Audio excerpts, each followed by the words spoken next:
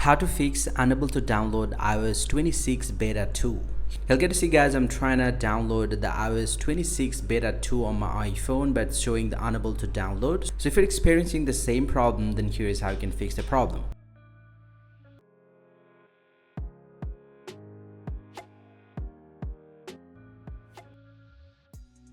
First thing first, from this page, if I scroll down a little bit, he'll get to see here it says more storage required. This update cannot be installed because it requires at least 19.18 GB of available storage during installation.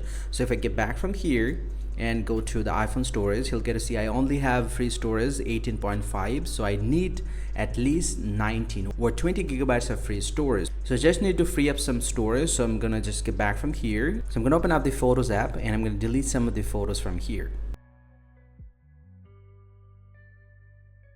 And once you've deleted your photos, so scroll down to the very bottom right here and go to the recently deleted, and it will record your Face ID or passcode, whatever you have set it up. And then delete all these photos from here. Just need to tap on select and tap on this three-dot line and then tap on delete all, tap on delete from this iPhone, and this will be permanently deleted. Now if I get back from here and open up the settings again, and now if I refresh the page, he'll get to see I have that free storage right now. So if I go to the update once again, you'll get to see now it's downloadable. Now I can tap on update now, and the problem will be solved and you will be able to download the version. Hope you find this very helpful, guys. If you do, please drop a like and subscribe to the channel. See you guys around, and thank you very much for watching.